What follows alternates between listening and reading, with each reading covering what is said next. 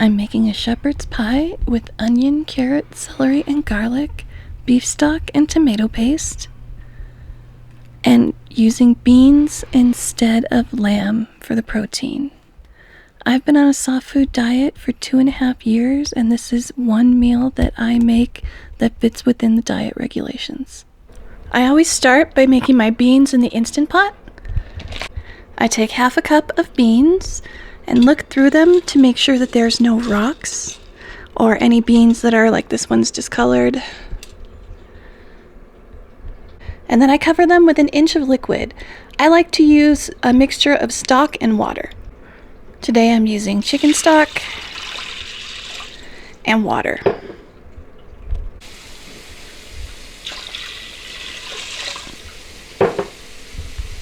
I cook them on the pressure cook function for 45 minutes, and I let them release naturally. I'm going to use an onion, 2 carrots, 2 stalks of celery, and those are all the fresh veggies I'm going to use. I might use frozen peas, we'll see how I feel at the end. And garlic. This is a small onion. Even if it was a large size onion, I would use the entire thing. And when I cut things up on a soft food diet, I think of them, I try and make them the size they would be if I had already chewed them. So that way, no mouthfuls of food will be something that I feel like I have to chew. And to do that, I try to cut each piece of onion so that it's about 1 millimeter squared, or 1/4 of an inch squared.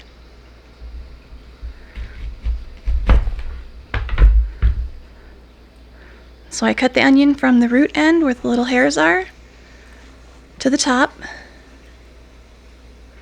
Cut it in half. Then I'm going to cut long ways this way and then long ways across like a checkerboard.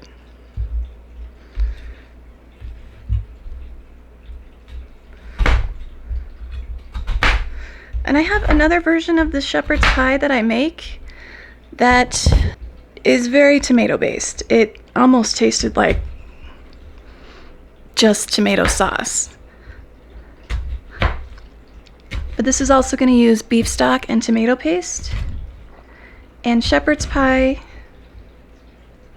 normally has a layer of mashed potatoes on top. But instead of making the mashed potatoes, I cook a sweet potato and then I just pour the bean mixture, the shepherd's pie bean mixture, on top of the potato.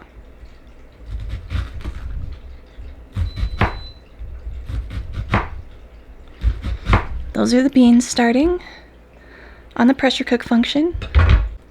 And the pieces are all really tiny, and they're going to get even smaller as they cook and the water starts to cook out.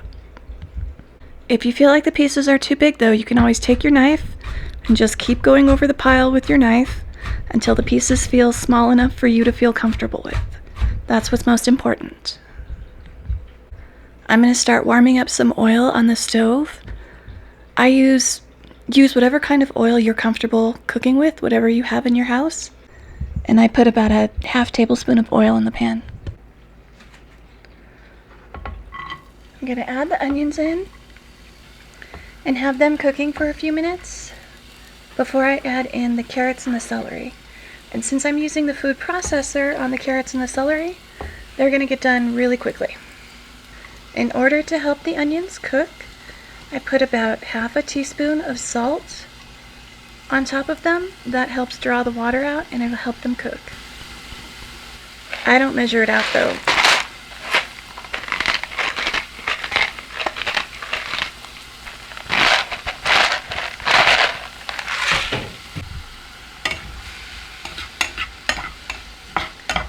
Coating the onion in the oil in the pan also helps it cook.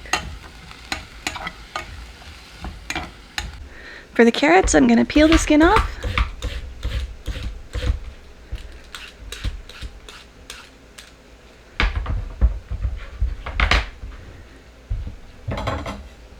Take off the ends.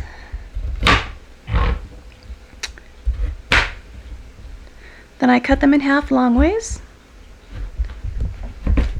and then cut them into 1-inch pieces.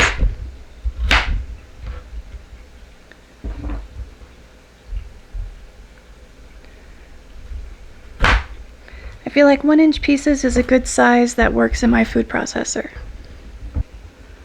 And for the celery, I'm just going to cut off the ends and then cut it into 1-inch pieces.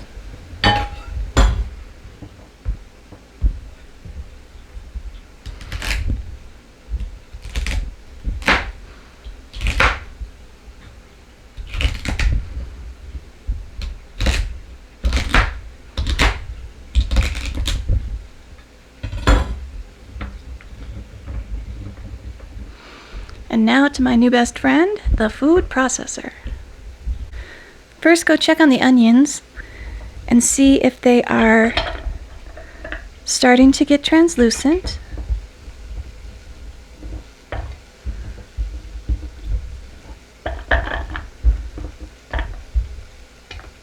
They start to get a little see-through.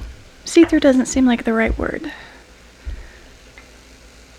Got all the carrot pieces in the food processor. I'm going to go blitz it real quick till the pieces are tiny, like the onion pieces I chopped up, but I don't want it pureed like baby food.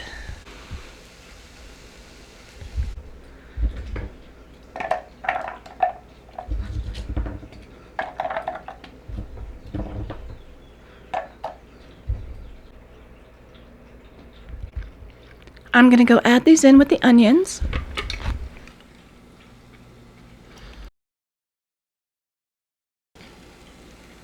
On top of the carrots and celery, I'm also going to add another ½ teaspoon of salt.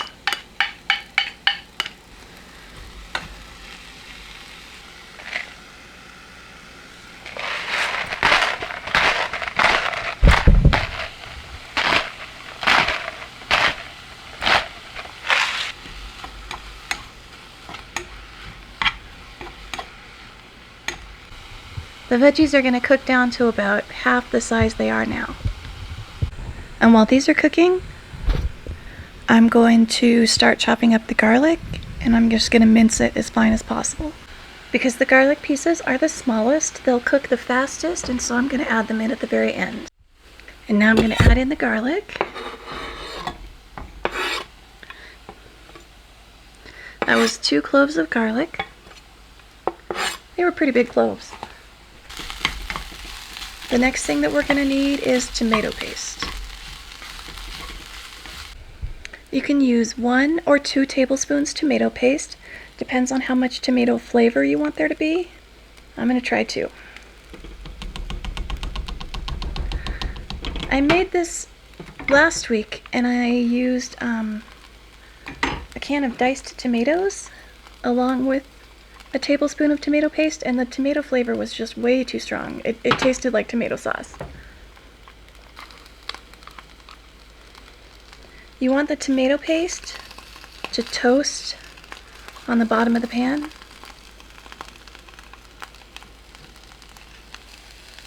I'm also going to start cutting up herbs. I'm using fresh herbs because it's summertime and I have plants that are alive. In the wintertime, I manage to kill them usually.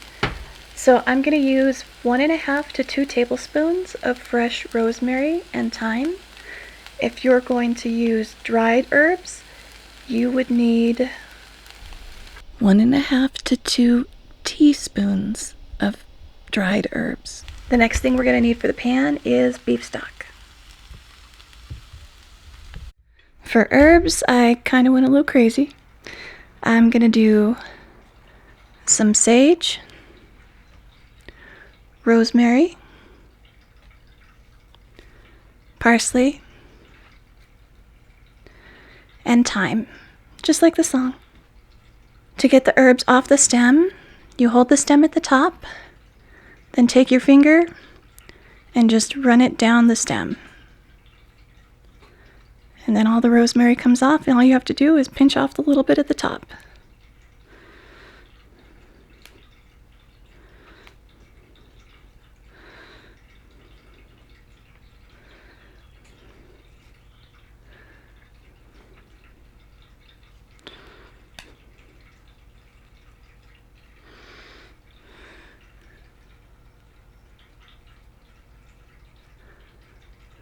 For sage, I just stack the leaves on top of each other, and then I'm going to cut them like a checkerboard, long ways and then short ways. And when I say a tablespoon to 2 tablespoons of fresh herbs, I mean that's the size the pile will be after you run your knife through it, not the size that things will be before they get cut up.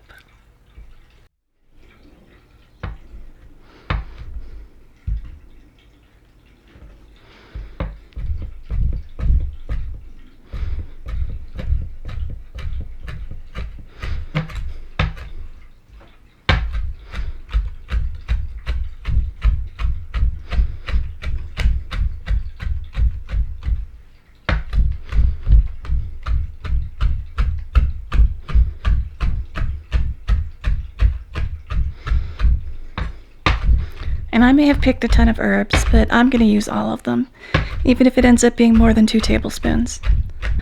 Cutting the herbs up helps release the oils, so the flavor comes out. Oh yeah, that's going to be way more than 2 tablespoons.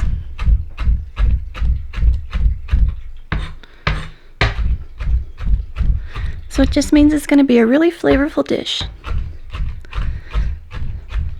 Or it better be.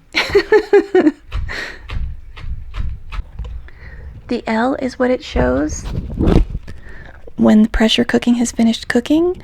I'm gonna let it release naturally. So I'm gonna let it keep going for another 45 minutes or so. Like, I could flick the valve on top that releases the steam and let the steam all come out now, but instead I'm going to let it release slowly over a longer period of time, and I think that makes the beans bigger if you do it that way. I'm going to add in my giant pile of herbs to everything else.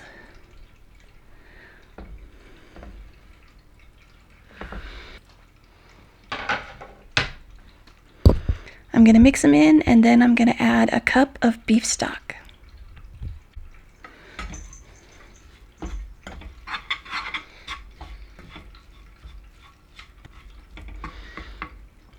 Any tomato paste that got toasted on the bottom of the pan, the beef stock will help loosen it, and you can use your spoon to scrape it off the bottom.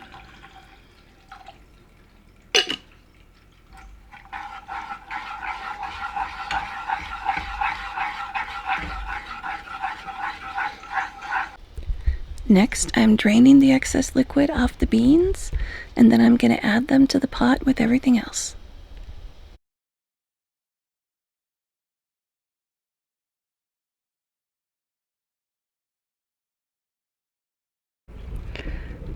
I let some of the liquid boil off to help thicken it, and then it's done. If you like peas, now would be a good time to add them in at the very end.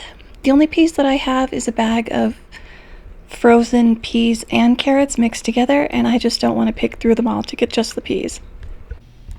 I want to thank Tasty and Chef Jean-Pierre for the inspiration recipes that gave me more than mashed potatoes to eat.